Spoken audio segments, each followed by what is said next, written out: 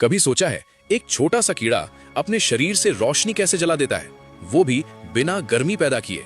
ये कोई जादू नहीं है, ये है जुगनू यानी फायरफ्लाई, प्रकृति द्वारा बनाया गया दुनिया का सबसे एफिशिएंट लाइट सिस्टम।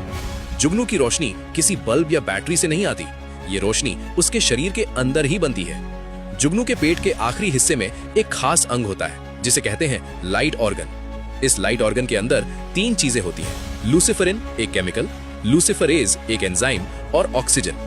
जैसे ही जुगनू ऑक्सीजन के फ्लो को कंट्रोल करता है, लूसिफरिन और लूसिफरेज के बीच एक रिएक्शन होता है और पैदा होती है शुद्ध रोशनी। इस पूरी प्रक्रिया में लगभग 0 हीट निकलती है, इसीलिए इसे कहा जाता है कोल्ड लाइट। मतलब जुगनू की रोशनी लगभग 100% एफिशिएंट होती है। अब जरा सोचिए, हमारे बल्ब, ट्यूबलाइट, एलईडी सब हीट वेस्ट करते हैं, लेकिन जुगनू एक बूंद भी एनर्जी बर्बाद नहीं करता। साइंस आज तक इस एफिशिएंसी को पूरी तरह कॉपी नहीं कर पाई। लेकिन जुगनू की रोशनी सिर्फ चमकने के लिए नहीं होती, ये उसकी भाषा है।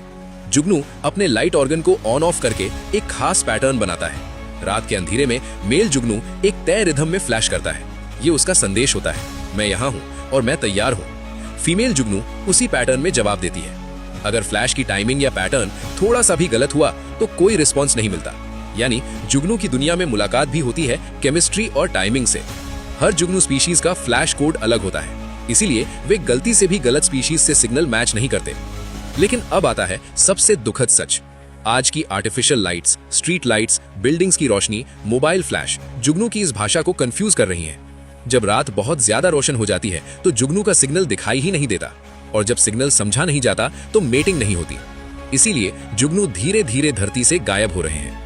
शायद जुगनू हमें एक सबक सिखाने आए थे कि असली पावर ज्यादा जलने में नहीं, बल्कि परफेक्ट कंट्रोल और बैलेंस में होती है। एक छोटा सा कीड़ा और ऐसी टेक्नोलॉजी जिसे इंसान आज तक पूरी तरह बना नहीं पाया।